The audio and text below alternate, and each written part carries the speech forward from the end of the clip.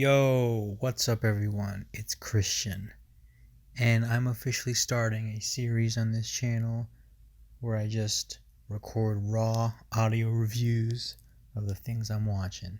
So, the very first one to kickstart it all off is the newest Disney Plus thing out there, Marvel's What If, part of the MCU in a What If storyline. So, the very first episode, you got Peggy Carter. What if Peggy Carter became Captain Carter? And here's what I think. Yeah, I thought it was great. Um, First thing you will notice when you see it is the art. And me, I really like the art. I think this type of art lends itself to be really cool, and the possibilities of the choreography and the imagination and the creativity behind the fights is very limitless, because in the movies you're bound by the CGI and the budget, but by this you go crazy with it, which is why, also spoilers, which is why at the end of this you have like a crazy tentacle thing. This thing turns into like a hentai all of a sudden. Shit was crazy. But yeah, another thing I liked is the characterization of our cast stays true to what we know them, especially our main character here, Peggy. Peggy was always one of the coolest side characters in the movies that she was in, and I love that she's front and center in this. And the costume's sick, her mobility and her prowess in her action is very believable, because this is the same Peggy from the first Avenger that did not take any shit. She would punch a dude if he was being weird. Shit's crazy. I love it. Peggy was awesome. Her voice acting was awesome. And it was especially good to me because I actually did like the Agent Carter show, so that was cool. Now, let's go to Steve Rogers.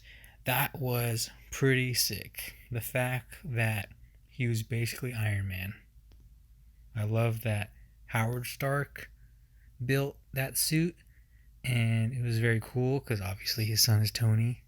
So there's that, synergy between the whole universe, or should I say multiverse now. That was great.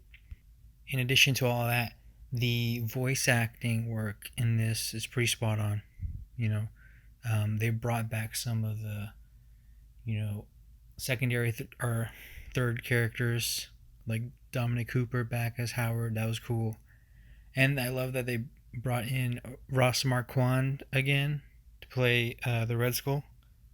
That was pretty slick of them, because what's his name? Hugo Weaving doesn't want to do this anymore. So that was cool. Yeah, it was overall really good. Now I want to mention that this is like less than 30 minutes, and it was very interesting having to see this 30-minute thing try to very fast bottleneck pace that 2-hour movie. So it's like first Avengers condensed into 30 minutes. So it moved like that. It moved so fast.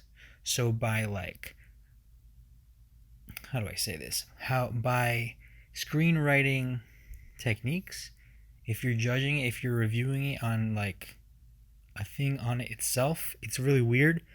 But if you're reviewing it as a person going in that has already known the property, this will be good. Like if this is your first foray, if you jumped into this without knowing anything, you'd be like, wow, this is moving really fast. So it's hard to review this as its own identity. But that's not what the point of the entire show is. It's called What If. It's based on the MCU. So I thought it was great. I loved it. One of my favorite parts of this entire episode was when they did like the little montage of the old-timey music. So that was pretty cool of them to do, as well as all the little homages and references to the first movie, like the iconic moments, like the train scene and how they switched that up and how that was different. It's very neat to see the variety of things and like the multiple branch timelines of what changed and what didn't. So that was cool. I would have liked to have seen more interaction between Bucky and um, what is his name? My God, Bucky and Steve. That would have been cool, but no. This is the tried and true story of Peggy Carter, and that ending was very, very interesting. Because now I just want to, like, I guess you could say this for every episode. It will probably get you invested to watch that storyline play out now. So it's going to be interesting. Obviously, this will probably get us like a season 2. So I'm betting there's going to be like a, oh, here's Peggy's story continued. Because that was interesting. Because now you got Hawkeye and Nick Fury talking to her. And it was in modern day, just like how Steve had that going on for him. So that would be very, very wonderful if we got to see like a new team of Avengers set in the What If universe. Overall, this show is off to a great start. You know, if you like the MCU, then this is for you. This is for the die-hard fans of the MCU.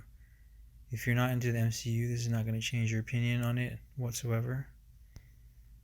This is great. This is a great. I love that this show exists, and Disney Plus is a great avenue for it.